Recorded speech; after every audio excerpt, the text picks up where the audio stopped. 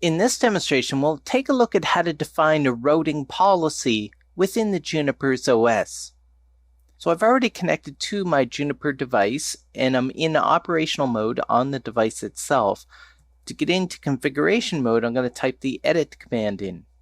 Now, to configure routing policies, what we want to do is go into our policy options section. So I do an edit policy options and then hit enter. Once I hit enter, you can see here that I'm in the policy options section of the configuration.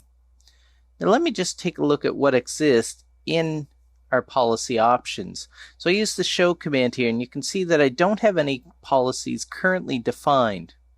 So if I want to modify a policy or create a policy, I can use the edit command and do an edit policy statement and then specify the name of the policy. So if I use my question mark here, you can see here that they want one parameter, and that is the name of the policy that you wish to create. So I'm going to create a policy called Glenn Routing Policy.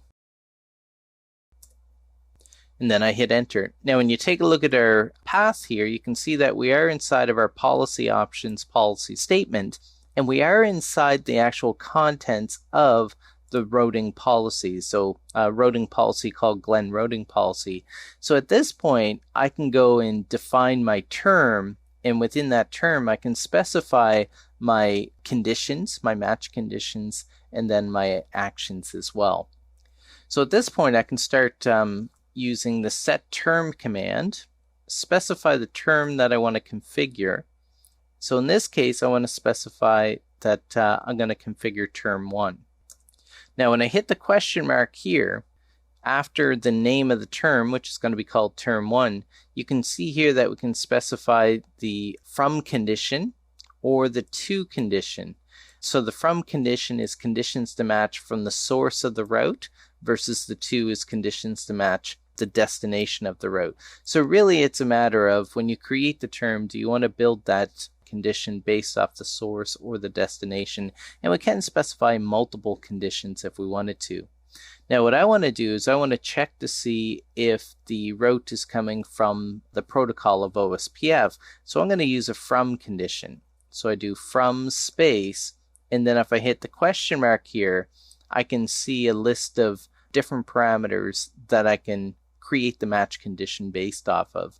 So there's all kinds of different fields here as far as parameters. So I can put a filter in place or a match criteria on the area of the OSPF message. We could also use the community, so the BGP community name. We could also specify things like the routing protocol instance if we wanted to. We could do a test on the metric value, and the list goes on. The neighboring device that's actually passing this message on if we wanted to. The protocol, which is what I'm going to use. So all kinds of different parameters here that we could specify.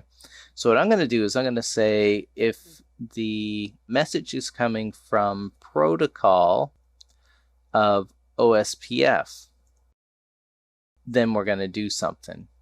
So at this point, I can specify my action, right? So with the action, we use the set term 1, and now I want to set the action. So if I do a question mark, we specify the action with the then keyword. So we're going to say, then what am I going to do? I want to accept that traffic. So we could accept the traffic, we could reject the traffic. We could actually go and perform additional types of actions if we wanted to. So for instance, I could alter the metric value of the message and then go and accept it, right? So what I'm going to do is I'm just going to do an accept. So set term 1, then accept. Now, if I want to display the policy, I use the show command here, and I can see that Glenn Routing Policy has a single term in it called term 1, and the term for this, the match condition, is if it comes from protocol OSPF, then accept the message. So in this demonstration, we saw how to configure a routing policy.